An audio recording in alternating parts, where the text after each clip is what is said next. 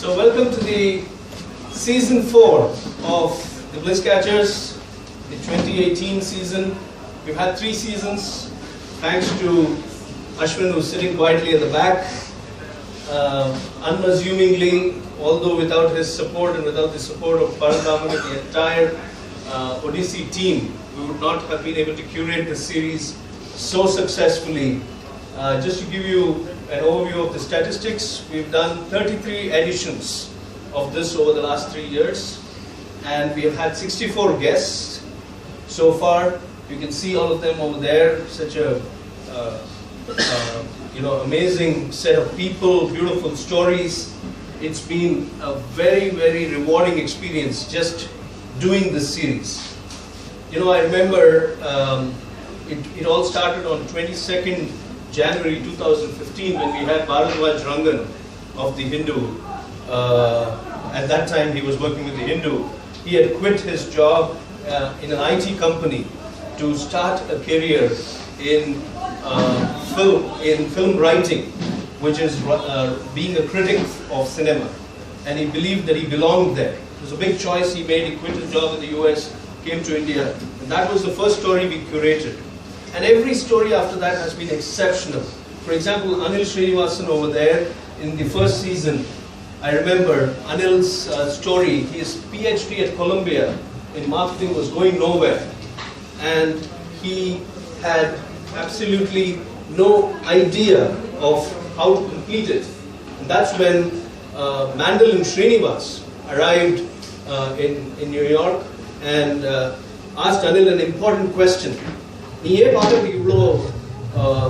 Lost? Why are you feeling so lost? And Anil said, I don't know, my life is not going anywhere. And Mandal and Srinivas asked him an important question. And he said, it's been years since I played the piano. And so they sat and played all night. Anil on the keyboard and Mandal and Srinivas on the mandolin.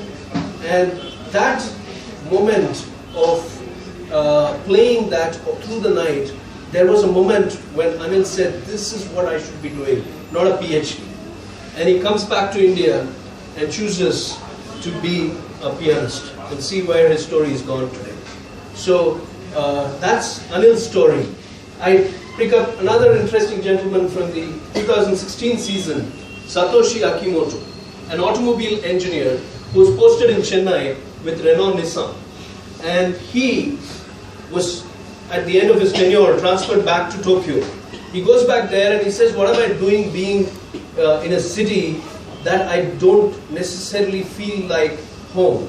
To me, Chennai is home now. And what can I do being in Chennai, the city that I love? Why not I be a chef? And so he learns cooking. He's never cooked all his life. He learns cooking for the love of Chennai and comes back to Chennai and sets up his Japanese restaurant called Akibe, which is in Velaiyilla, and I think they have another one in Annanagar and Nungapakam as well. So that's Satoshi's story, season 2. And in season 3, let me pick on Liz Thornton there. Liz quit her job and walked out of a stagnant marriage 3 years ago to just be free from any kind of attachments. And she said, I loved surfing, and she went to Mahabalipuram, took a surfboard and started surfing. Along the way she realized she also needed to earn an income. So she set up a kitchen. And today her kitchen is called Ellie's Kitchen. It's a very famous restaurant in the Mahabalipuram area. She serves and she's got a deal. She works for only 10 months of the year. The remaining 2 months she travels the world. She saves up, she travels, she blows up everything, comes back and earns fresh for the next round of travel. So that's her story. So each of these stories, 64 guests and their stories are connected with something that Joseph Campbell said long back. He said in 1984, follow your bliss and doors will open. And we, Vani and I, we curate this series because we firmly believe in this philosophy of Campbell's, that if you follow your bliss, doors will open.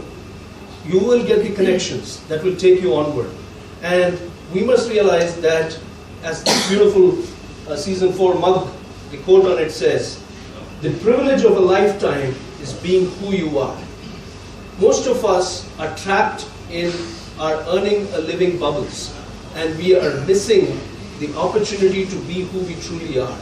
And my guests on the Bliss Catcher show, month on month, have lived this life, their life, on their terms. There's another Bliss Catcher there, Kavithalaya Krishnan, who's a regular, apart from having been my guest in season 1. And he taught all of us a very big lesson. I'll talk about it later today as well, if I get an opportunity, which is you must have clarity about what you don't want to do in life. Then doing what you love doing becomes easier. So that's the story behind the Bliss Catcher series, and we've been doing this for 3 years now. This is the 4th season, and as I thanked Ashwin, I also want to thank somebody on behalf of Vani, me and Ashwin, who has been a regular here. He has not missed even a single edition of Bliss Catchers. So welcome to the 34th edition, Ramesh, and can you please come up here, and we want to share something very small with you from all of us for school attendance record prize program. But he's been such a great support from the first edition all the way, never missed a single edition. On behalf of all of us, thank you, thank you, thank you, thank you so much. So that's the story behind Bliss Catchers, and that brings me to this edition today. And I have two wonderful gentlemen, Amitash and Krishna, here with me. They'll be joining me here very soon. Let me quickly tell you a little bit about the way I see them both, because both of them are fairly well known. Amitash, of course, who doesn't know Amitash? And Krishna is again a very well known writer. So one of the things that you will see in season 4 is we seem to have had the good fortune of connecting with a lot of young people. And so both these gentlemen represent the new breed of our guests, which is young people in their 20s and 30s. These two gentlemen are still in their 20s, and all through, we have curated, as we start today, we have already curated the series up to June 2018. And we are in the process of curating the remaining 5 months of the year. We don't have an edition in December. So I will talk about our guests as we go along, but let me talk about today's edition and a little bit about the way I see Amitash and Krishna. So Amitash and my son went to the same school from class 1 to class 12. So I've seen him as a young boy, and I've seen him on the big screen when VIP was released in 2014. And I remember, I don't whistle, so I don't know how to whistle, but I remember shouting out from the audience, saying, "Hey Amitash!" So that was my big fanboy moment for Amitash, the actor. He's done VIP, he's the first South Indian actor to have been featured in a Hollywood project as a lead, a movie called Heartbeats, which is released in many parts of the world. It's made by the creator of the Step Up franchise, and the movie is still not released in India, but the trailer, if the trailer is anything to go by, I'll be there first day, first show, and cheering for you. So thank you, Amitash, for joining us. He's also a postgraduate in electronic media, right, from Anna University. So I have a question for you on that. Okay, we'll get to the question soon. Sometime last year, my good friend Sandhya Sridhar pinged me on WhatsApp and said, there is a young and interesting writer who writes in the fantasy genre who wants to meet you, AVIS. And I had heard of the launch of Sharikrida. So I asked in reply, is it Krishna Trilok? And he said, yes. You know Krishna Trilok? I said, yes, I've heard of the book. I've read about its launch. And yes, I'll be keen to meet him. And that's how Krishna and I connected. We had a fantastic cup of coffee and a great conversation at the brew room in that week when Krishna and I connected. Vani was also there. And Vani and I were the most privileged people because we were the first people to know that his next book was going to be, is going to be a biography of A.R.Rahman, the authorized official biography of A.R.Rahman. So, right, Krishna? Actually, am I right? Yeah. Yes. So we were the first people to know that he was working on that project. Krishna invited me to be in conversation with him at the Writers' Cafe in May last year, and we talked about life, spirituality. Is there a future for religion, rituals, happiness, and bliss? We talked about all of this, but in a very interesting context. I think Ramesh was there. For a change, I was not asking the questions, he was. And I was answering those questions. So today, I'd like to play that card back. And I'd like to be asking the questions, Krishna, and looking forward to your understanding your mind. Don't hold it against you. No. I enjoyed the conversation and I hope you will. You will as well.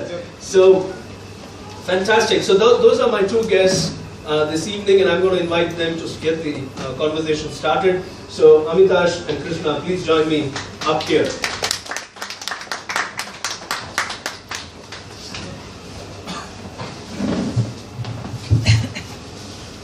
There you go.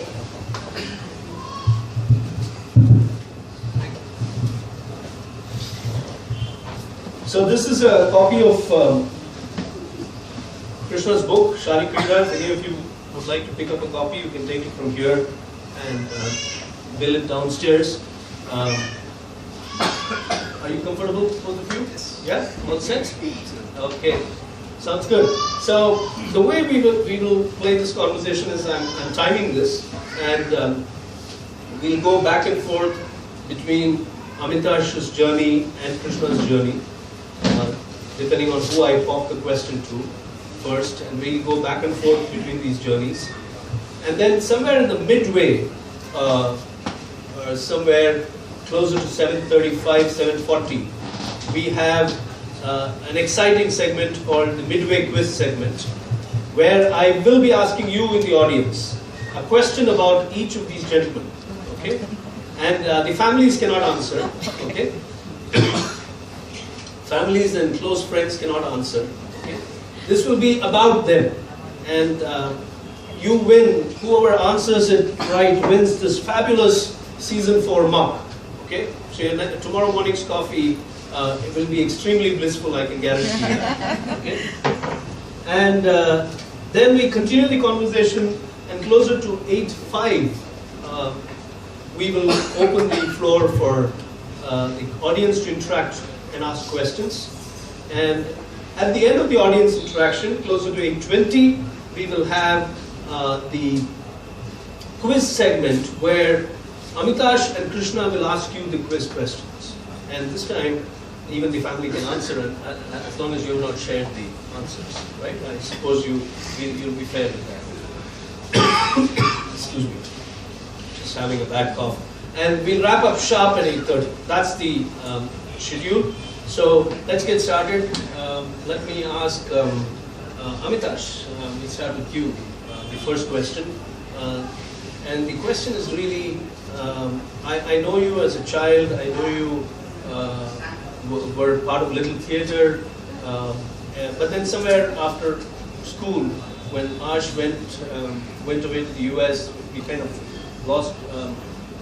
lost touch with you and what you were doing. I knew you were at Anna University, but I want to go to that time when you were still in school in Balavidya Mandir. Was there a time during your theatre, or even before that, when you thought to yourself that I want to be an actor? And what was that moment like? What inspired you, or did someone or some film inspire you? Yes, I did have that cinematic epiphany, and that actually happened when I was really young. I was maybe 3 or 4 years old, wow. And I was watching Bazigar, which starred the awesome Shah Rukh Khan, and I saw him riding the horse with his black cape and his black hat, looking like Zorro, to be honest. And I remember the song that was going on in the background also. And then I looked at my mom and I said, "Hey, can I do this? And that, I didn't mean a horse rider, I meant like to act. Okay. And then she took it quite seriously, and she pushed me to doing summer theatre, and that's where I realized that, you know, this is what I should be doing the rest of my life. I didn't want to be honest, I thought this was the only profession that was viable at that point, because I was so enamored by the world of cinema that, you know, it was a lovely. And also there was a moment in school also when in the 9th grade I didn't get an 80% like the rest of the students in the class had gotten. So I was stopped from doing a play, and my determination increased then. I said, God damn it, I am going to go for it. And then I did get the marks that they wanted me to, and then I went and did a play consequently, and I won Best Actor. So I said, this is something I should do. This was the school play? This was a school play, it was in 9th grade. Okay. Yeah.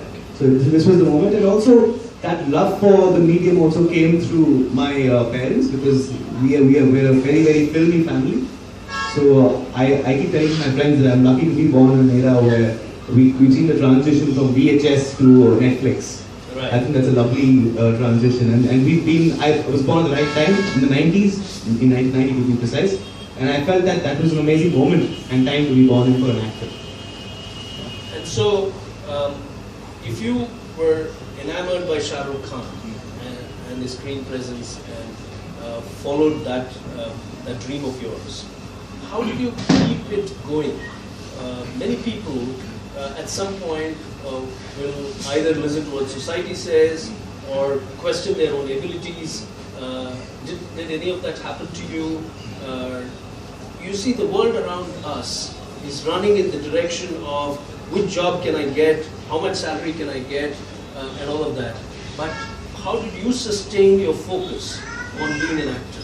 Were there other inspirations? Yes, sir. Absolutely. I watched a lot of films, which is something that I advocate to everyone, because, you know, that's a way, that's a medium for an actor or any creative person involved, rather interested by this business, can empower themselves with. Right. Then I also went on to theatre, a lot of theatre. I've directed 5 plays. I started my college theatre group. I went to acting school. So I've done, I think, the academic study of what goes into being an actor without being anything close to an academic at school. That's a beautiful answer. So, how did you manage to first convince yourself that you don't necessarily need to walk the beaten path? Okay, and was there any convincing required with Veena and Girish back home, your parents, in terms of the line that you were choosing? How was it from a family point of view? Well, I personally didn't need any convincing at all myself, because I knew that that's what I wanted to do, and I was so taken in by the world of cinema. I was enamored, literally. You know, that was my first love, and I fell head over heels in love with it, and I couldn't stop thinking about it. In fact, my father used to stop me from buying filmfare magazines when I was in school, because he believed that would take away from my academic focus. It did in all ways possible. It did take away from my focus, but I'm really glad it did. And as much I like to talk a lot of cinema at home. Even now, 90% of our conversations revolve around cinema. And when I did that back then, my father used to say, "Why are you always talking about films?" But you know, they were always unbelievably supportive. You know, if I had to do a play and you know, they were at 5 a.m. in the morning to help me, they would be there.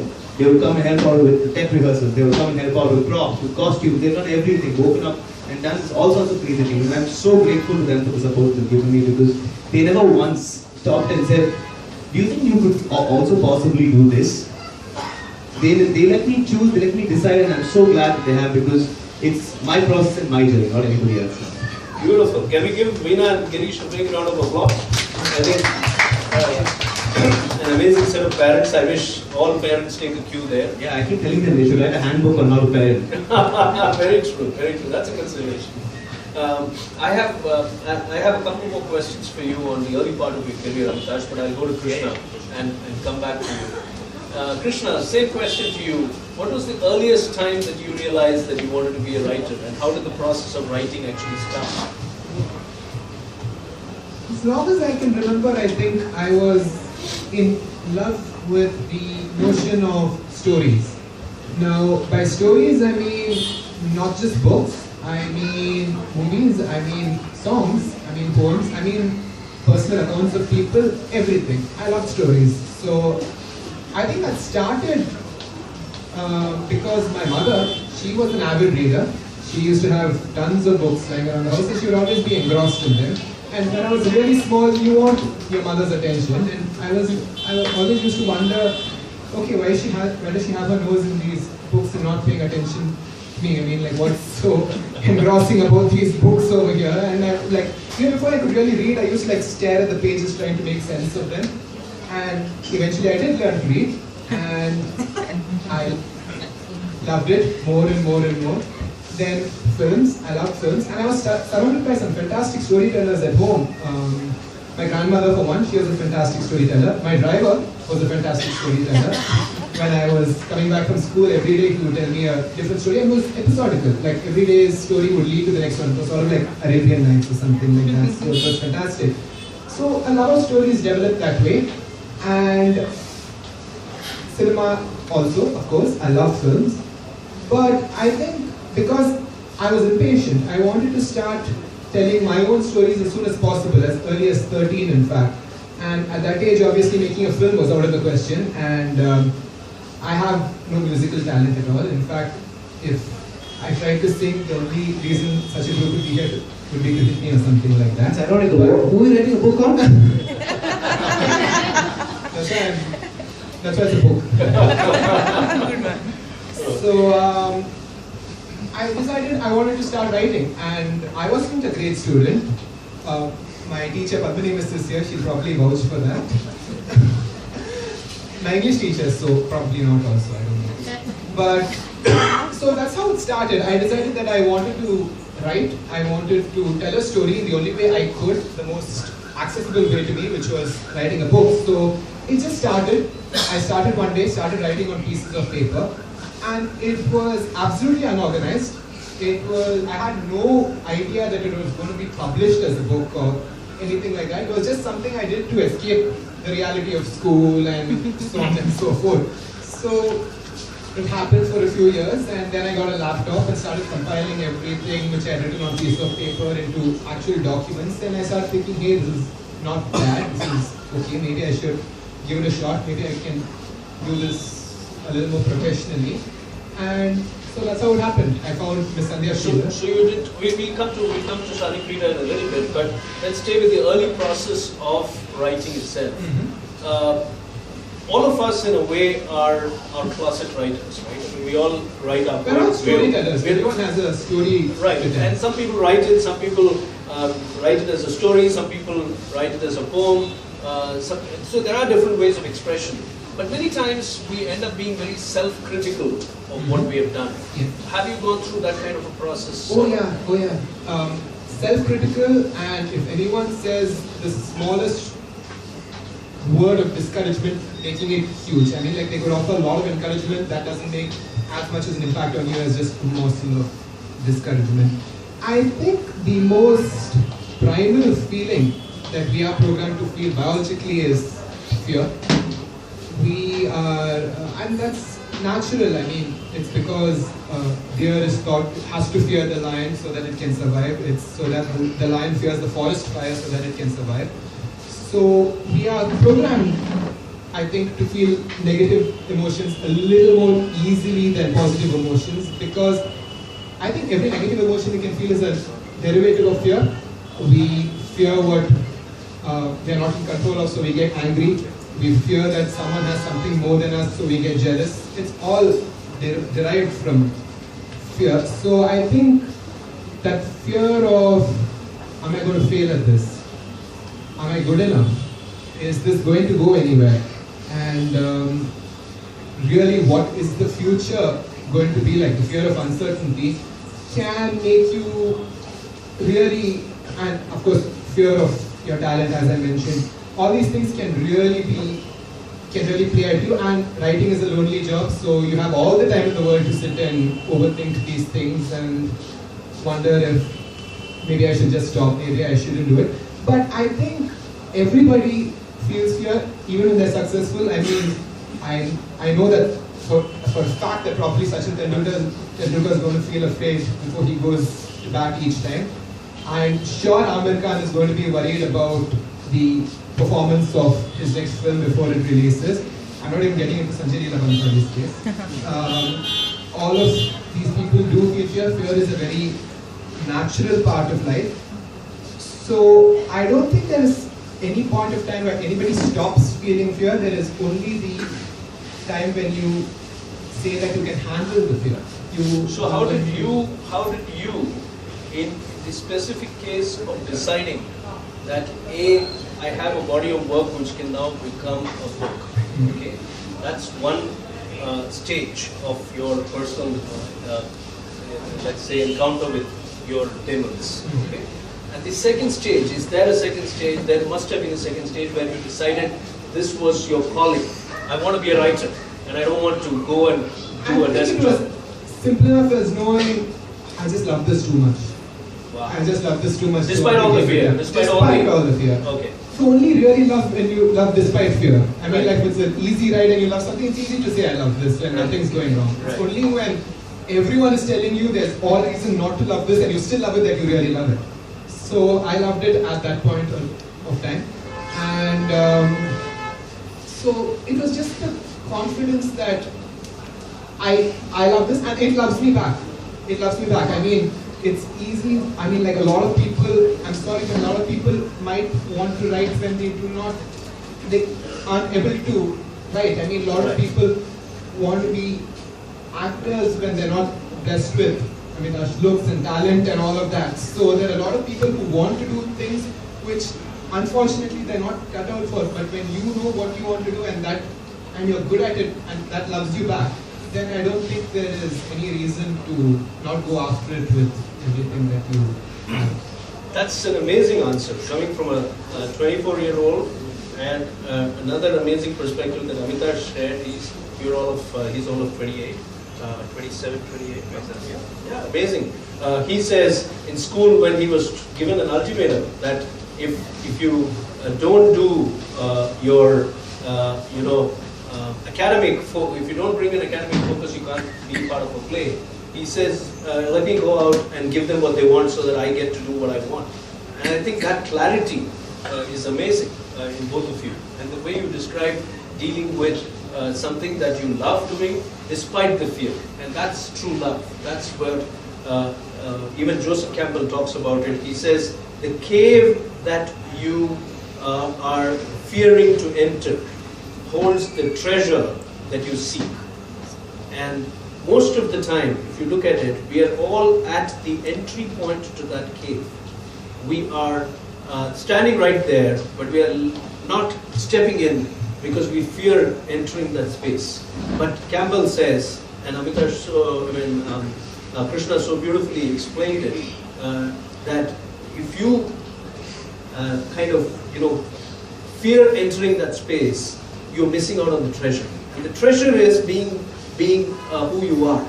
In his case, it's acting. In his case, it is writing. And it's fascinating that both of you brought such remarkable clarity to the subject that we're talking about today, which is following your bliss. Let me come back. We still have time for the Midway quiz, so I will come back to Amitash's story. Amitash, why did you then, given the fact that you believed so much in your potential right from an early age to be an actor, why did you then take up an Anna University postgraduate program in electronic media? How did you see the dot connecting, or did you just do that? I'm being very honest here. Was it part of a design to do that, or was it done to keep a safety checkpoint somewhere that I have a degree? No, I don't believe in having a plan B, because if you have a plan B, you invariably end up falling to plan B. So plan A is always the plan A, and there is no other option. Amazing, amazing. Thank you. Fantastic. But that being said, I think it was something that my parents wanted me to do for the first time. They said, get a degree and then do whatever you want to do, which I felt, for all their support and love, was a fair barter.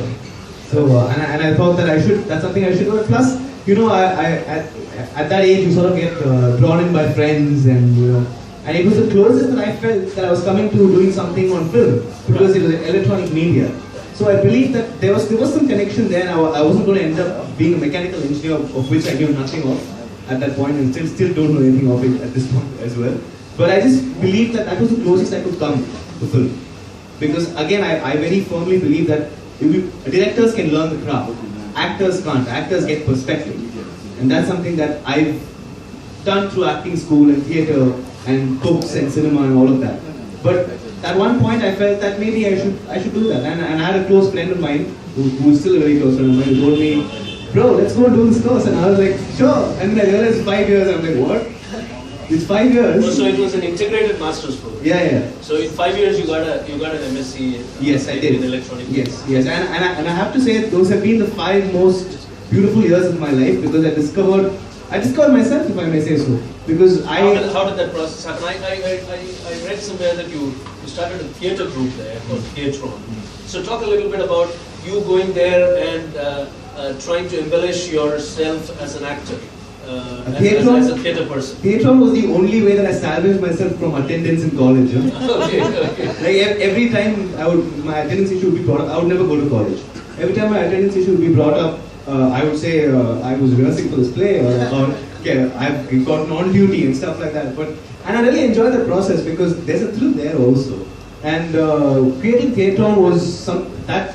Then suddenly life changed in second year of college, where I began to want to go to college. And I on record in Anna University's entire campus, I'm the only person who's walked in sleeveless and shorts to the dean's office, because I needed some permission or something at 5:45 in the evening, and college had been done with. So yeah, Theatron sort of helped me discover a lot of things, and I also realized that I love talking to people about something that I love doing, which is theatre. So half the people that signed up for Theatron, they called it theatre club, which I was averse to. I said, don't call it a club.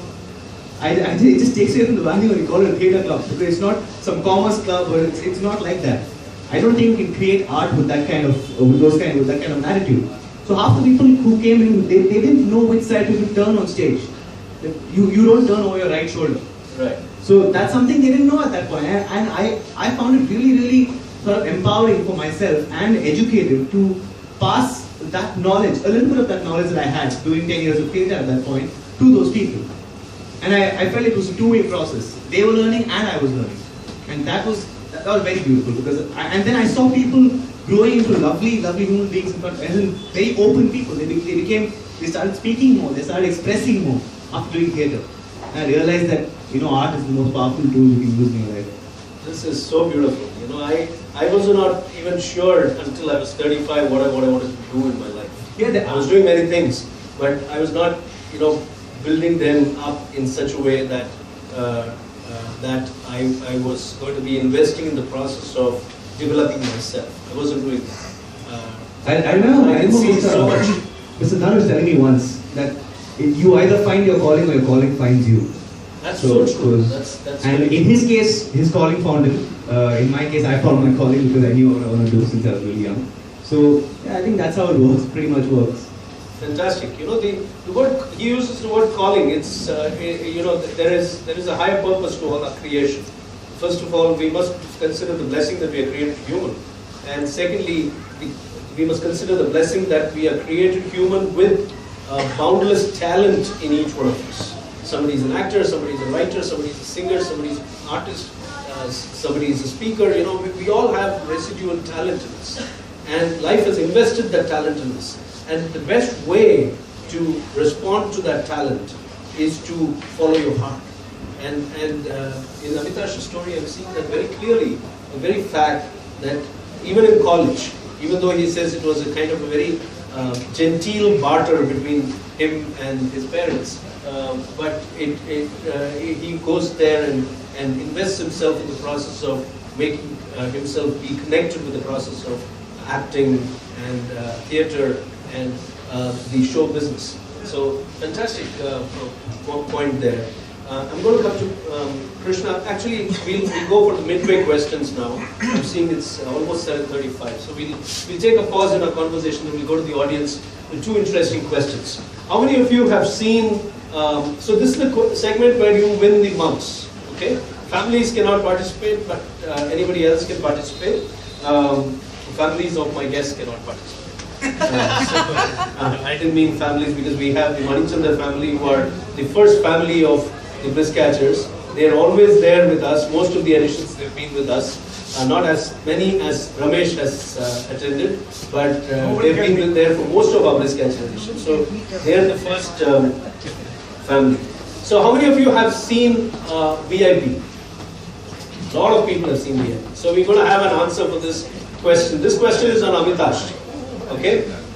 Please connect Amitash to two people. One is a man called Sylvester Dacuna, and the other is Eustace Fernandez. If you've seen VIP, this should be a sitter. Think of what he's called in VIP, and you'll get the answer to this one. Sylvester Dacuna and Eustace Fernandez. There. No. Yeah, you're somewhere close. You're somewhere close. Ad agency for Amul. Yes. But what? Yes, Radha, you are right. You have the answer almost. I may still give you the mug if I don't get the right answer. They are the ad agency for Amul, but what did they do? Cartooning. Baby product? What did they do, Radha? You can They answer go to that. Anand. No, I think in one of the dialogues, Darush says Amul baby. Correct. So that's the connection. But I'll still give it to Radha because he got 80% of the answer right. So Radha, please win our first, please come and receive our first Bliss Catcher mug for the season. Amitash. Not fair, he's like my family only. Sir. No, but it was not a question that he knew was coming his way. Let me now give you the full answer. Yes, Ramesh is right. In the film VIP, Amitash is called Amul Baby by Dhanush, and Sylvester Dacuna and Eustace Fernandez are the people that created the famous Amul mascot, the Amul Baby, a little girl. So that was in 1967. So it's 50 years. So that's the first question. Okay. Now let's go to the second question. Okay. You all know that Krishna has done two books. One is out, which is Sharikrida. The other one is A.R.Rahman's official biography. Okay. So please connect Krishna with these two people. It's a sitter. Anybody should be able to get it. And the two people are Nasreen Muni Kabir and Kamini Mathai. Nasreen Muni Kabir has also written a book on A.R.Rahman, and Kamini Mathai, name is familiar. Okay, you're also almost like Radha, you're there in the answer. Yes. We will give it to Mr. Madhu. We will give it to Mr. Madhu. So, Mr. Madhu, we will give it to Mr. Madhu. Yes, both of them are previous biographers of A.R.Rahman. So, both of them have written biographies of A.R.Rahman. Nasreen Muni Kabir and Kamini Mathai have written biographies of A.R.Rahman. So that brings us to the end of the Midway quiz segment, and we are back with the conversation. Thank you, audience, for participating. There are more mugs coming your way. Two more questions. This time, the questions will come from Amitash and from Krishna. Okay. So back to Krishna. Krishna, tell me a little bit about what is Sharikrida, and why did you decide to launch your first effort at writing? Why did you try to launch it in the space of fiction and fantasy fiction? As I said, I started out writing because I wanted to tell stories, and stories by default limit you to the creative and the fiction space. I mean, it wasn't my first foray in writing, because while I was in college, I was working with the New Indian Express as a freelance journalist in my second year, and I was writing, and I knew how to start, get pieces from start to finish. But yes, this was my first, I would say, full-length work. And because it started out as the need to tell a story, it came as the need to express something which wasn't there to a phenomenal degree. I mean, I didn't even want to do a murder mystery. I didn't want to do a love story. I didn't want to do anything like that. I wanted to really go wild. And I was a big fan of The Lord of the Rings. I was a big fan of Narnia. I was a big fan of all those things. And I figured I wanted to do something like that. I wanted to create a world from the keel up and people it with my own characters. I really wanted. I was a bit, into about going all out when it came to creating. So that's why I picked the fiction genre, because it was what inspired me to begin with, and also because it gave me unlimited imagination. I wasn't even bound to a city or a name or anything along those lines. So that's how that came about. And it was, to talk about the book itself, I wanted to stay. It wasn't Indian. I mean, now it's an Indian fantasy. As anyone who reads it will see, it's set in a very Indian setting. When I first started out, it was a very European, very medieval European, very Lord of the Rings kind of setting, and no publisher was willing to touch that. They were like, from an Indian author, why would we want European writing? And I decided, okay, let me take this as a challenge rather than a problem.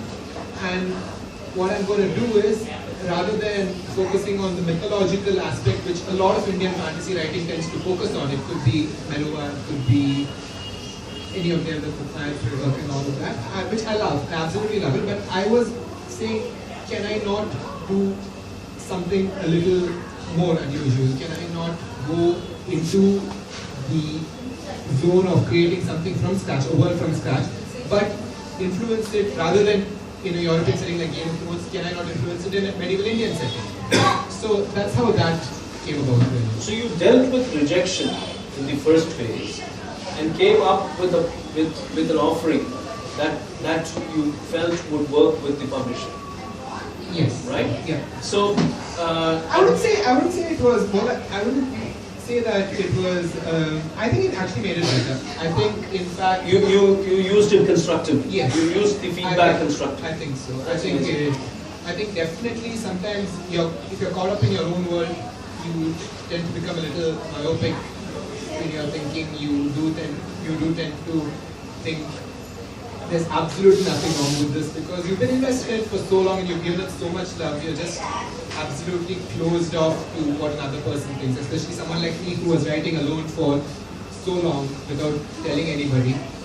Really, there was no feedback at all. So I think it was great that feedback came, and it was feedback that allowed me to create something that was even more different than what I originally set out to do. That's good. How did you, what kind of conversations did you have back at home about your choice to take up a full-time writer role, as opposed to what people would normally do? Your parents run a very successful film company, they're filmmakers. So how did you deal with that? Possibly an expectation you had, or possibly in terms of going and taking up an IT job or an MNC job, or any of those real-world temptations that exist there. How did you deal with them in coming to this decision to be a writer? My parents, the cool thing with them was, because as you said, they are filmmakers, they do come from the creative background, they could relate completely to, me wanting to do something along the creative lines. They were cool with that. But at the same time, because they are my parents and they do want what's best for me, and they do know that creative space is an uncertain space, they were also like, listen, let's go 50%, much like what Amitash's parents did, let's go 50% over here. They were like, yes, we will let you write. If that takes off, great. But until it does take off, you're going to have to do something which is going to make sure that by some chance, if it doesn't take off, you're going to be okay. So I did my BCom in Velaiyilla. I did my BCom for 3 years. I did my undergraduate, finished that. And as soon as that happened, my book came out, and it proved to be successful. And what happened after that I was giving very serious thought, even after that, to probably go to a master's and then, do creative writing, or maybe even non-creative writing and get into journalism or writing for magazines or something like that. But then, of course, the second book happened. We'll come to that a little later, but that happened. So I think it was about being realistic without it infringing on your dreams in any way. I think they said, you do whatever you want, we're not going to stop you, and they supported me in 100 different ways which I cannot begin to list, starting from giving feedback to what I was writing, to they know what it's like when you have a day when the flow is just not coming, to just say, it's going to be okay. It's not going to be like this every day. So they've been there all through the always process. been there. And my mother, I've said this before, is my harshest critic. Sometimes it's difficult to maybe take that kind of criticism, but I know that it's always. She means well. And not only that, I think you need someone who can do that so that it can Ground you. It can temper you down. Yes. You can't have. On that note, we need to give Sharda and Trilok a big round of applause. They're three proud parents here, and they've, again another amazing set of parents who have supported the process. Now, in both these stories, Amitash's story and Krishna's story, when it comes to the parents, it's about having conversations with them. And I think the idea of going out and doing what you believe in doing in a family context starts primarily in terms of how well can you have a conversation, how meaningful can that conversation be, and how the parents can give perspective and yet not infringe on that dream. Because unless people walk a different path, they're not going to get anywhere. So you must not come in the way of their creativity, of their dream, and yet temper it with reality. So I think that balance was seen pretty much in Amitash's story and in Krishna's stories. Thank you so much for sharing that, Krishna and Amitash. Coming back to Amitash, so you did VIP first in 2014, and then Heartbeats came out in 2017. So I want to talk a little bit about that time when cinema being a villain, right? And then you get this amazing break to work in a Hollywood production. So talk to us a little bit about both these breaks and what they taught you about yourself. The first opportunity actually came at a time when it really helped boost my morale, because I had done the usual rounds. I had met producers, I had met directors, but then they would meet me out of respect for a contact, for an intermediary contact or something of that sort, but you never go past that. So when VIP happened, and in fact it was very fleeting, because this was from 7:45 in the morning, and it was Anirudh's sister's wedding, in fact. And we were all in our waist and shirts, and he comes up and he asks another friend, common friend, whether I'll play the antagonist in VIP. I knew there was a film called VIP because 3 days prior to that I'd heard the soundtrack at Anirudh's studio. So I thought the song was rock, was a new genre in Tamil music with rock and all of that coming in. And then I never thought even in my wildest dreams that anybody would ever offer me an antagonist role. Because I've never thought like that. In fact, I've seen all actors saying that, they would love to do the role of an antagonist because it offers so much, there's so much scope for it, there's that grey element which is either it's not white or black, it's just there, and there's scope to explore yourself. But I never thought that. I always wanted to be a leading man. I always wanted to be Shah Rukh Khan, put my hands out this way. Okay. So when he offered me something as strange as that, I felt like I was on completely unknown territory. The next day we met at a hotel, and he had lunch with me, and he said, and I honestly told him, I said, sir, I don't see myself playing an antagonist, though I'm hugely honored by this invitation. I don't feel that I can do that, and somehow I don't know, I'm not confident about doing it. And then he said just one dialogue, which sort of put my fears at bay. He said, if I may say respectfully, that my father-in-law also started off playing an antagonist. So you can see where he is today. So I was like, cool, I'll do it. That's how. Because I'm a huge Rajnikant fan. Okay. So that was the right analogy to use with me. And once he said it, I was in. Because it was also very special because Anirudh was part of the project as well, and another friend, Rishikesh, who played Dhanush's brother in the film, he was also part of the project. So it felt like a family film. It felt like the right place to start. And that process, I learned that no matter how confident you are, no matter how trained you think you are, for the first time when you go in front of that big black box, which is the camera, in Hindi there's a bhakti. So I was very, very nervous. And I really thought I wouldn't be, because I was so, I'd done theatre, I'd done acting school, I directed plays, I felt like I was the right man for the job and there's nobody better than me. But then when I went there, I realized that, hey, that's not the case. You actually need to figure this out. That's when the process started. That's when I started. After that, even on days that I didn't have shoot, I went to the sets of VIP and I was watching people act. I was watching, Dhanush is very good with the camera. He's amazing at picking these small nuances. He's brilliant. So I was watching him, I was watching Vivek, I was watching all the actors perform. Because that really, once I started going through the camera, I started realizing angles, I started realizing how to take light, I started understanding how to, put forth my personality on screen. Because how you express yourself is, and I mean metaphorically also, not just literally express yourself, but metaphorically express yourself.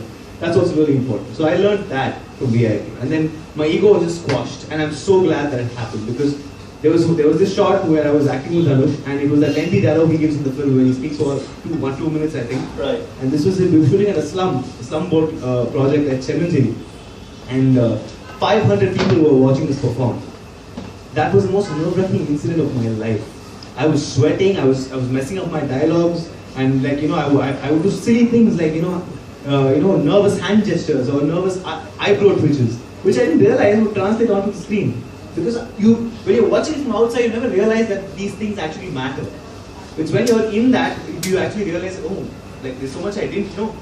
And from then onwards, I realized that the more you grow, the lesser you go ahead and realize that there's so much more to learn, even at the topmost point. And so this deserves a round of applause. This is amazing. So I want to pause you here. We'll got heartbeats in just a moment. But I want to pause you here very quickly to ask you a very, very important question. At the time when you were doing your rounds and you had no film offering, and then VIP happened. So I'm talking about that space when you're dealing with people being nice but not really giving you a break. Okay? So let's say, and call it when you're dealing with a lot of rejection. Okay? At any time, did you at all think that you want to go back and do something else? How many years was this? Was this soon after college that you were doing the rounds? And did you at all feel despondent? Did you go home and tell Mama and Papa that, this is not working out for me? Did you ever feel like giving up? Yes, I did.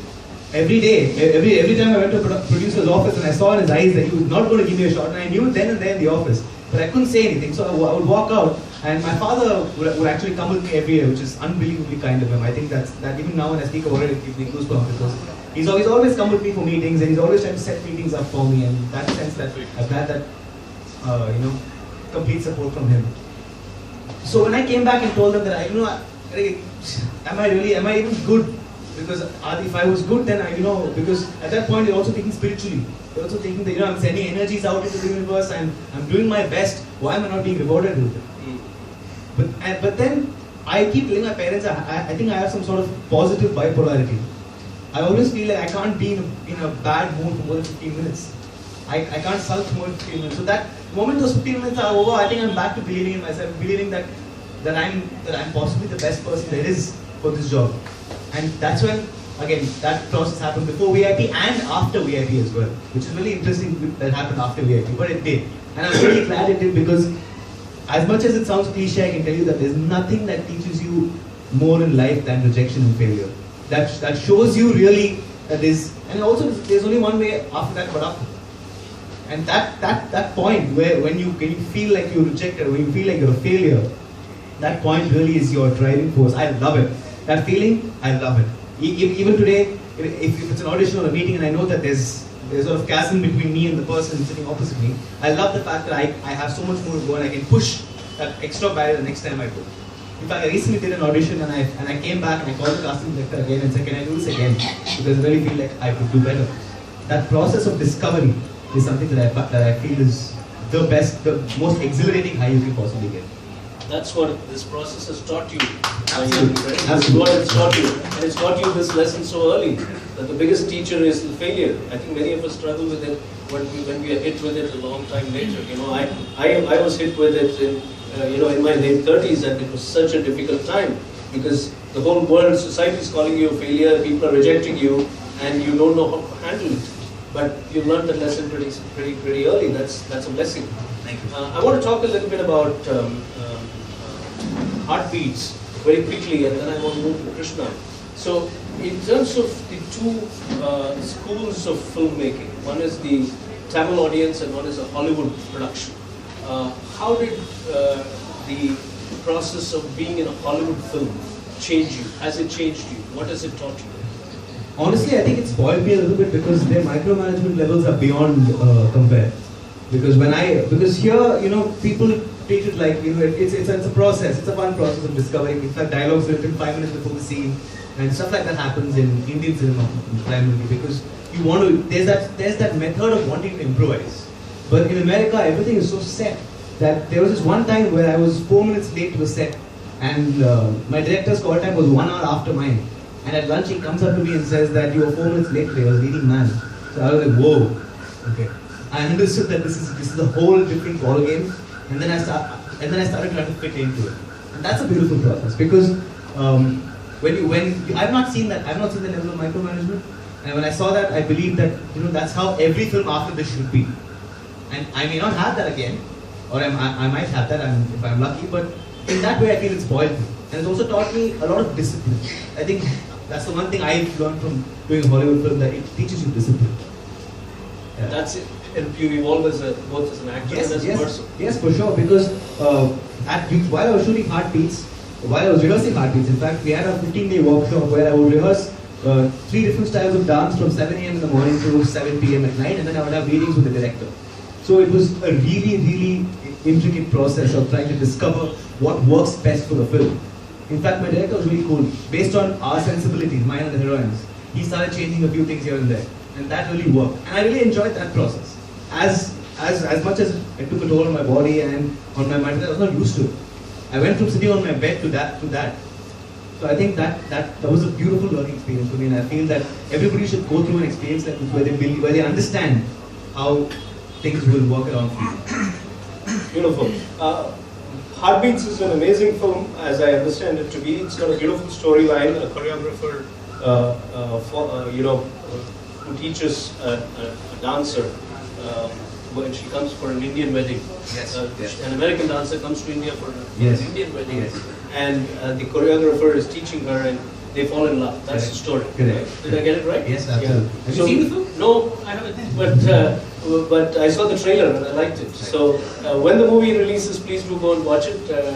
And you can say that you met Amitash Pradhan, the hero of the film, for the first time at Bliss Catchers. Yeah.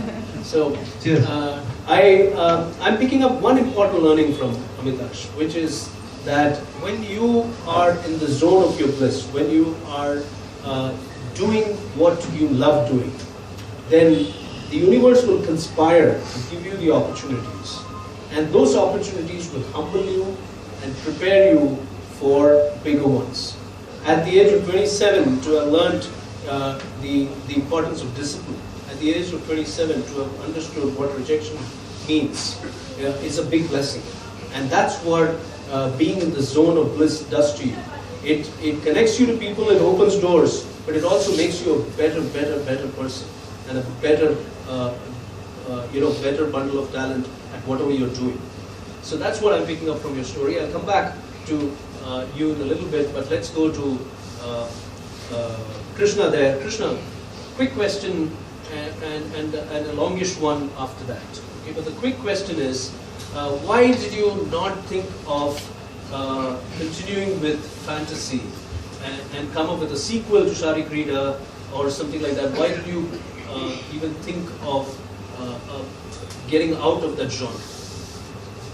The truth is, I actually didn't want to initially. After Sharikrida happened, I didn't want to do a sequel because I spent enough time with that world. Though a lot of people do ask me about a sequel, I probably will do one, but it wasn't on the cards as soon as the book got over. I did have a few other story ideas which I was exploring, a love story, a sci-fi, various things. But then what happened was, Mr. Rahman had tweeted about my book when it released and wishing me all the best, so on and so forth. And right now he is at a turning point in his life. He is moving into movie making. He's becoming a lot more than just a man of music. And I just thought, okay, fine. I've told this kind of a tale before. Why not now jump the other end of the bandwagon, try to do something completely different and tell a man whose story is actually in a lot of ways more interesting than fiction. I thought this is such a fascinating man. He is going into a new very fascinating zone. And I think all of us in our lives constantly are faced with turning points. I also wanted this man's take on what it is to keep transforming, deal with various issues. Not just for myself, but for the world at large. So I just fired off an email randomly. I didn't even expect a reply really, with a concept note saying, let's do a biography, not in the classical sense, but almost like the movie Slumdog Millionaire. It's going to focus on future and past, keep intercutting, and where he's going, where he was, and what happened in between, which is where I think the magic of people lie. Because, see, the people we look up to the most are people who have gone through struggle and come up through that struggle. We don't look at the children of royalty or, you know, a very wealthy family's son and say, we might at most say, oh, that's a life I kind of envy, but you never say, I want to be like them. You want to be like a Mr. Rahman, you want to be like a Rajnikant, you want to be like these people. These are people who have gone against great adversity and come out of it. So, with that thought in mind, with such a intention, I just fired off a mail to him, and he saw it and he was like, oh, great idea, let's go ahead with this. Wow. And I was like, okay, that was fast. But are you carrying my question is related to your point just now. Aren't you carrying a burden of such a remarkable story on your young shoulders? The burden, I say, because in a way it was Sharda and Trilok that introduced Rahman to the opportunity of cinema. Okay? So there is the family connection, and that, you know, you're probably bound to hear this, that it must have been easy opportunity for you to convince Rahman to work, for you to work on his biography. So that's a burden. And secondly, the burden of being the third biographer. You're not the first biographer, yet you are the official biographer. So how are you dealing with this burden? Is it weighing you down? Is it liberating? How is it? How is the emotional space? Actually, the truth is, I had so much fun just writing it that I didn't actually think about it as a burden to begin with, by and large. But there are moments when I do sit and think about the questions that you just asked me, in particular the two questions that you just asked me. Now, the first one, I'll answer it in fast. The first one definitely is, you will have to deal with, oh, it came easy to him. Because, yes, definitely the family connect is there. And I'm not going to lie, I mean, without that family connect, I do not think he would have trusted me. Okay? I'll be very frank with it, because he knows my mother and father very well. He has seen me also through various stages of my life, and he knows that as a family we want nothing but the best.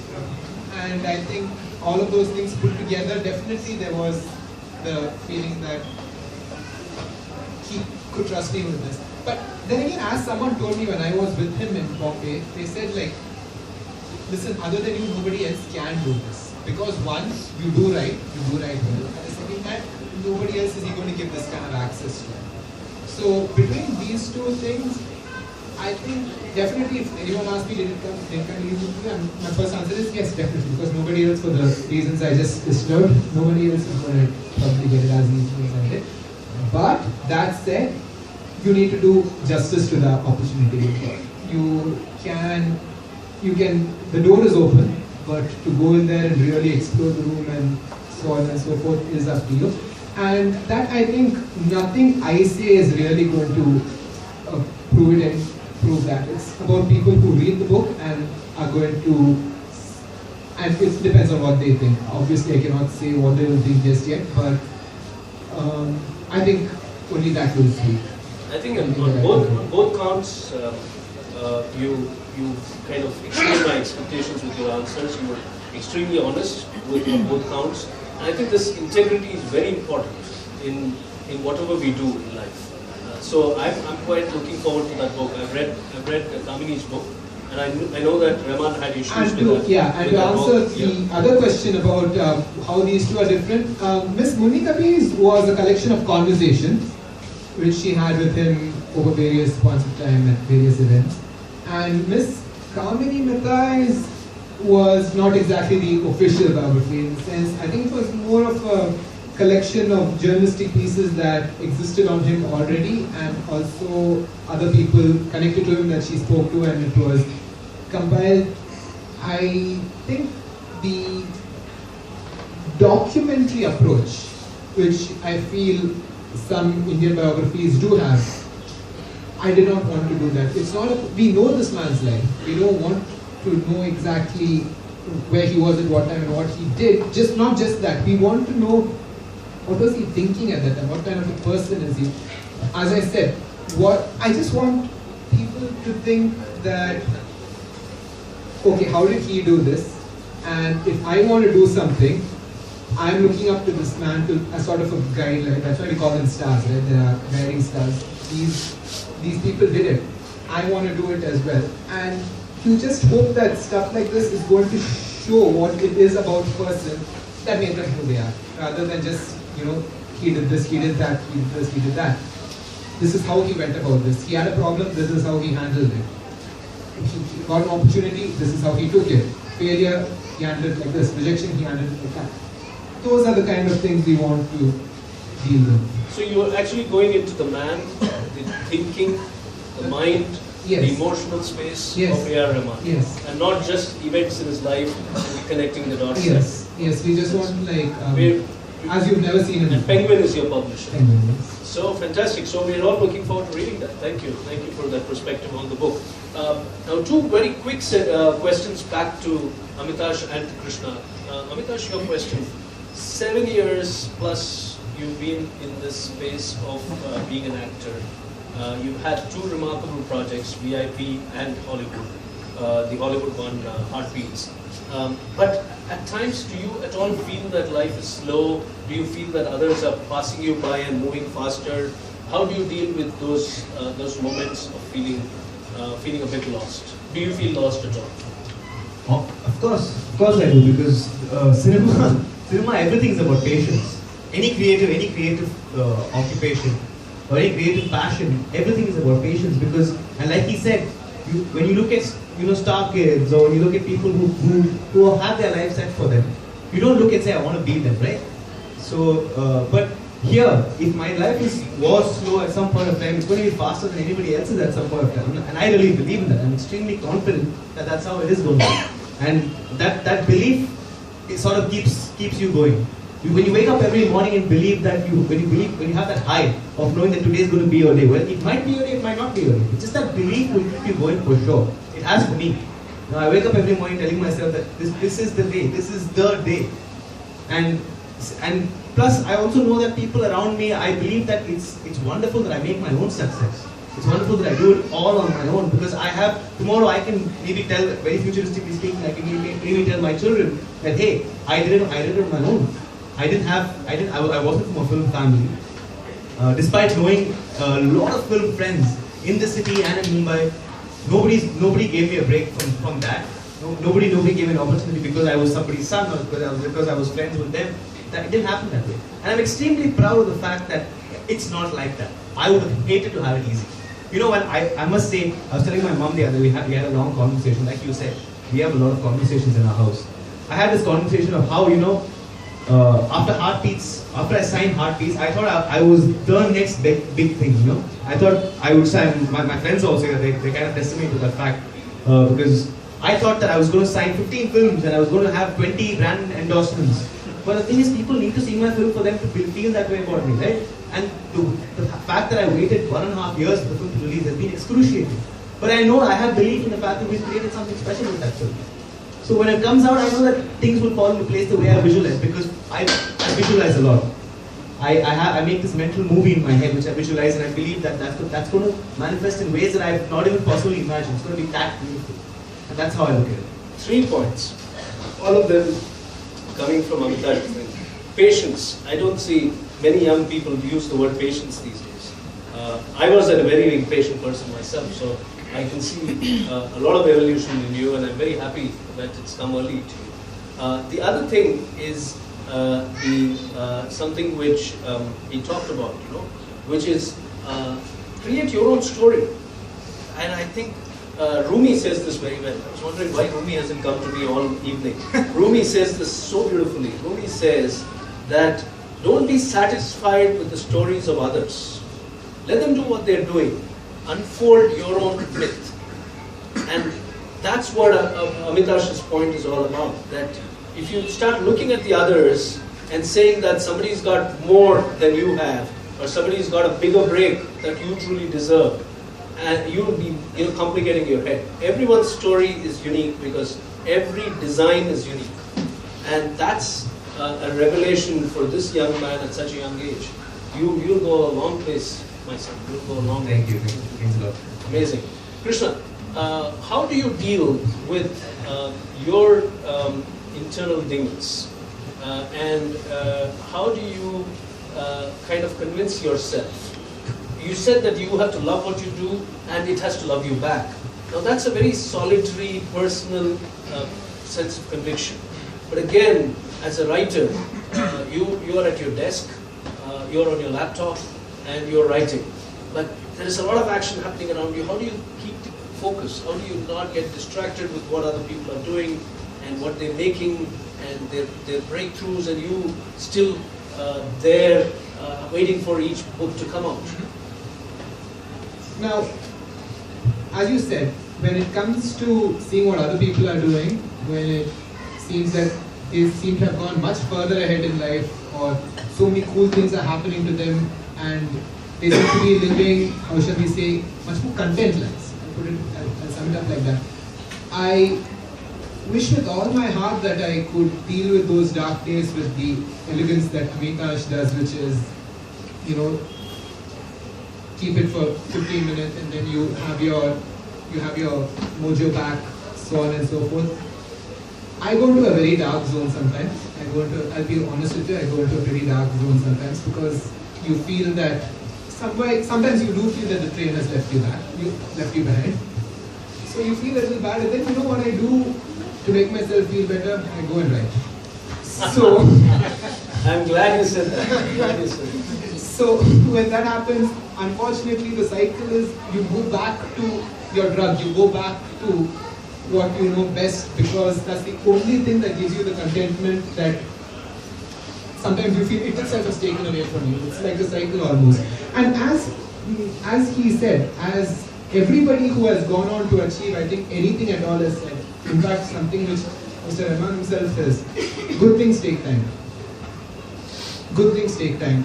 For you to start getting rewards that you cannot imagine, you are going to have to wait longer than you can have imagined. You are going to have to go through those dark days, see everyone else probably gone ahead. Some people, in fact, Suma Pona Kuda, okay, they'll look back at you and say, why are you like this? Where is the real world?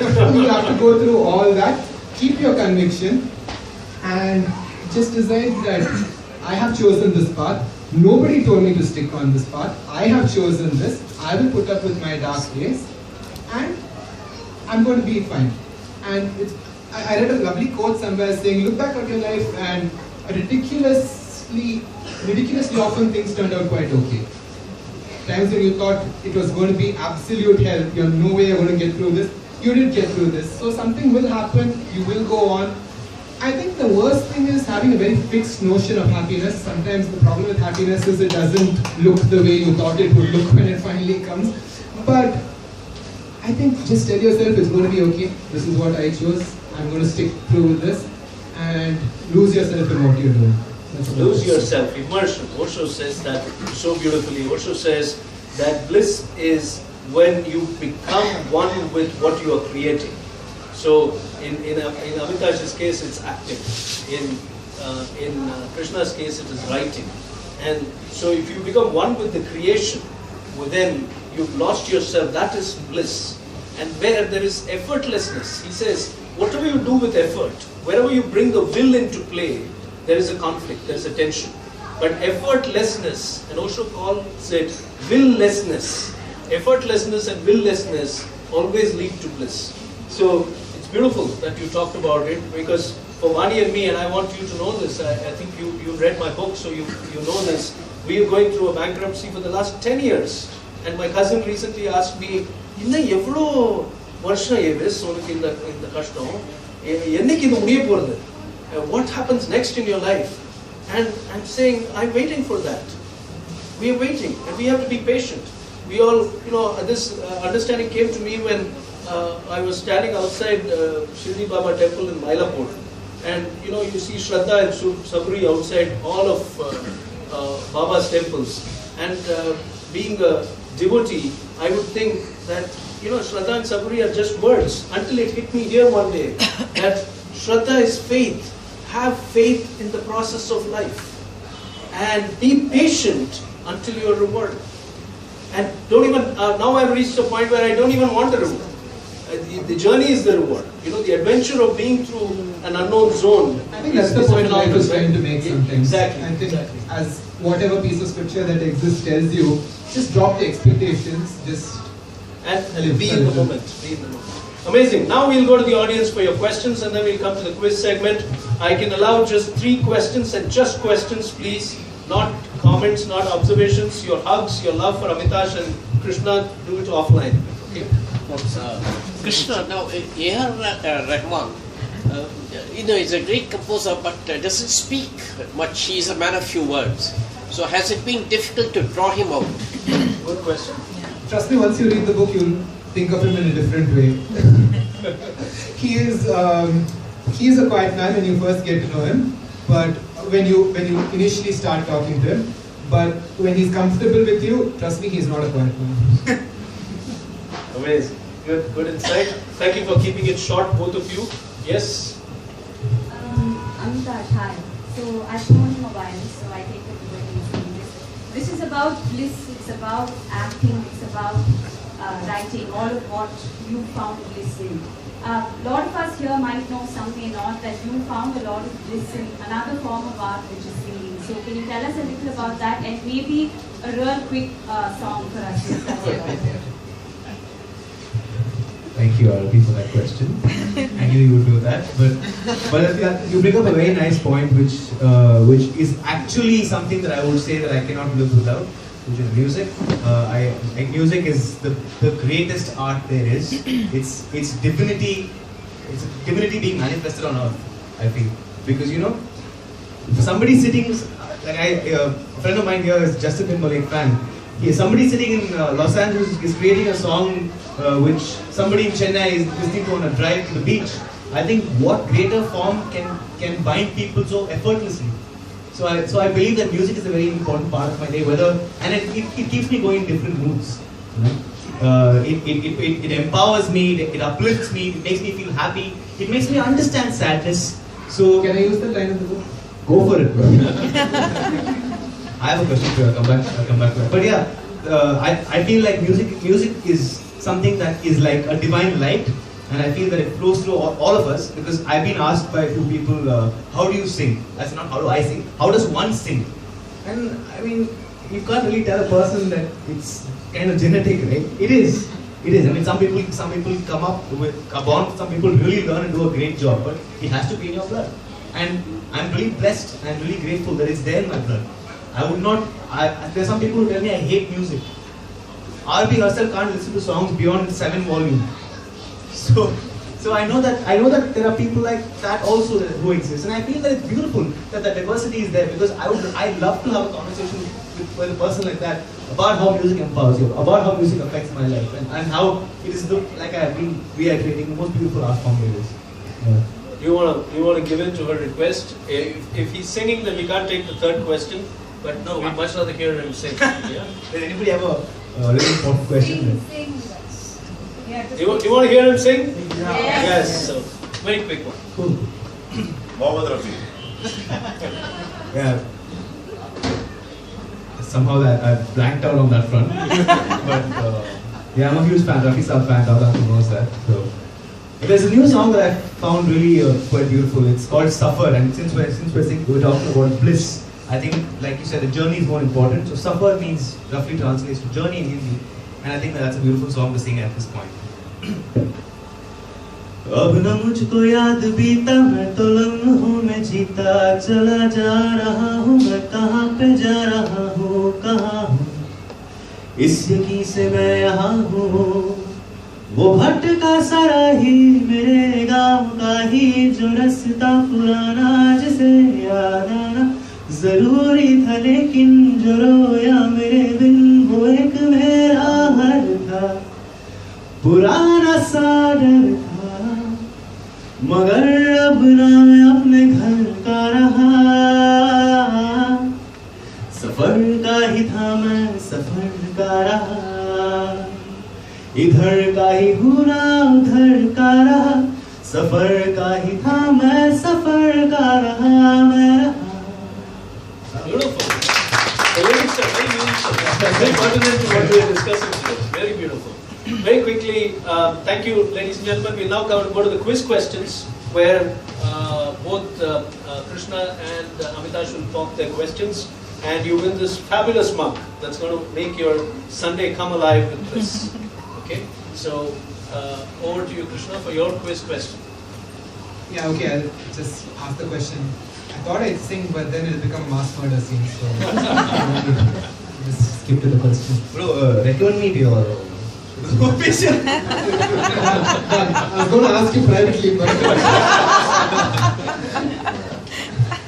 okay. So the question is, since I'm into literature, I'm going to ask about that. Don't worry, it's a simple enough question. Nothing intense. The highest selling work of literature. I'm not asking what it is. What language do you think it is in? Anybody? Random guess. Hebrew? No. Japanese. Who said Spanish? Bala. Bala said Spanish, and he gets the Bliss Catcher mug. Bala is a quiz buff, by the way. He hosts the Odyssey family quiz on Sundays at 10:30 a.m. every Sunday. Not fair. Not fair. So, Bala, please come forward. It's not. No, come forward.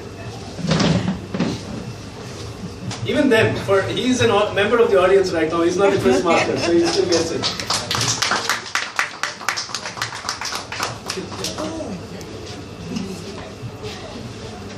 I'm a huge fan of Spanish literature myself, man. Gabriel Garcia Marquez for the win.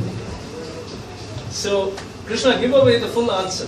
What's the word? So it's Don Quixote by Miguel. It's a Spanish work which has sold 500 million copies after its publication in the 15th century. Wow. Amazing. Thank you, Bala. And just to give you perspective, that's more than Michael Jackson's Thriller has sold. That's something. Okay. Amitash, your question. Oh, my question isn't really an answer right and get right question. It's more. Can I decide who wins it? Yeah, of course. Of course. Okay, so this is something that I've always thought of and wondered, and which is why I feel like I should ask this at this point, because we're talking about bliss and all of that. What do you expect from cinema? Because cinema is something that is so personal, so relative, so subjective. Somebody connects to a story, somebody connects to music, somebody connects to screenplay, somebody connects to dialogues. What is it that you want from a perfect film? Is it art? Is it commerce? What is it? Feel good factor. Giving an experience. Feel good factor. Feel good, yes. It's about giving an experience for 3 hours. Okay. A happy ending. Okay. Rasa. Without violence. It's only Without entertainment, and entertainment. So you echo Vidya Balan's sentiments from the very picture. Something you can identify with. Something that's yeah. To just extend that question, I've heard all these answers. I have prospect to win on mine. But do you want it to just entertain you and be recreational, or do you want it to actually make a difference in your life? See, this is a movie like, when you're just going unassuming for a movie, you hear it's good or whatever, and suddenly the character captivates you, and you can just get into the character without expecting you to be like that. And if you, I can see myself in that sometimes. Come on, sir. Come on. What? You get the money. He gets it. Ati. Very nice. Fantastic, Ati. Congratulations, your season's first mug. Yeah. He's again a regular at Bliss Catchers, and he's a movie without it. That's his mom. Yeah. So thank you. That's a good point. That's a good point. Just a quick question for which no one gets mugs. I have 30 seconds to ask a question, so I will ask a question. Let's see if you're all on the ball. Chennai just lost someone who is intrinsically Chennai. Who? Absolutely right, Bhavini. Yes, it is. Rama, did you have the answer? Fun fact. Miss Padmini Chandrasekhar was in an airport in Sri Lanka once when an India-Sri Lanka match was going on. And obviously tensions were running high. It was a Sri Lankan airport in Colombo. She was in the airport where Sri Lanka-India match was going on. She decided in the middle of the airport to start doing a group prayer for India team India winning. I admire your bravery in a Sri Lankan airport. Fantastic. Thank you for that trivia. So, ladies and gentlemen, we come to the very end of today's session. And the answer is that we lost Ravi Chandran Ashwin in the IPL bid today, so he won't play for CSK but would play for Kings 11 instead. We got Baji instead. So, thank you for being here. Please bear with us for another 3 minutes. We'll wind this up in exactly 3 minutes. I would like to invite Ashwin here to give away the most prestigious trophies, the Bliss Catcher trophies, for Amitash.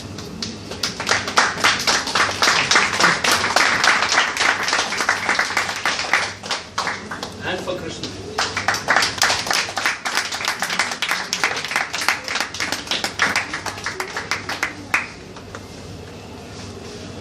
Please be seated while I do my rap. So these are the coveted Bliss Catcher trophies. Just to give the audience a perspective of the process we follow. We look at stories. We don't look at the people. We look at their stories, and we look at.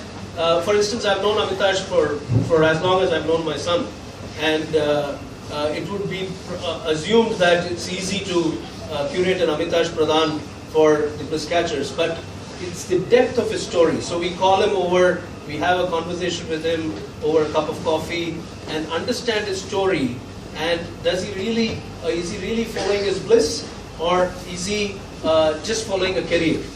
And that's a very important distinction we make when we choose our guests. Krishna, for instance, I had this beautiful conversation at Writers Cafe, and I saw a very deeply reflective young mind on believing in what he's doing. And I did know then that he was writing Rahman's biography, but I didn't ask him any questions that I asked him today. I didn't ask him any questions that day. It was just a data point. It was just a data point. I said, congratulations, that's nice. But today in asking these questions, I retain the spontaneity. I have a Bliss Catcher who's going to be on our show very soon, sitting here, but I won't reveal his name. Okay, keep guessing. So look around you and you'll find a Bliss Catcher sitting somewhere here.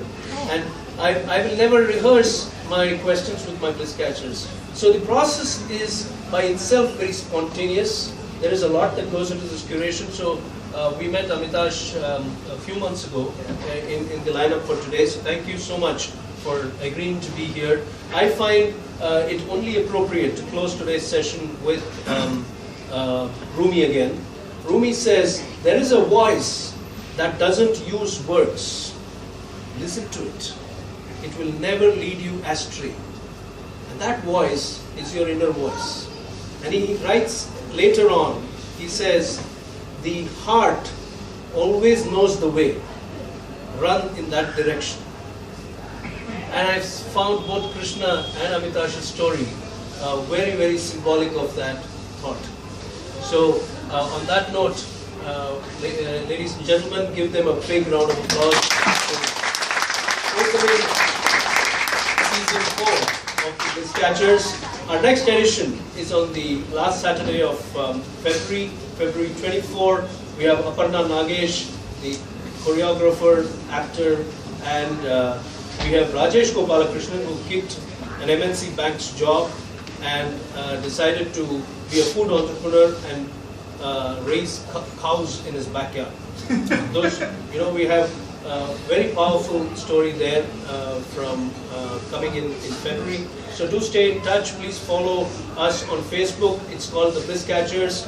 Please read my book, Fall Like a Rose Petal, if you haven't read it already, where I talk a lot about following your bliss and the lessons I learned from all the failure that I faced in life. And do read Sharikrida if you have not read it already. Thank you so much for being here, and see you at next month's edition. Thank you, Amitash. Thank you, Krishna. Lovely having you on my show. Thank you.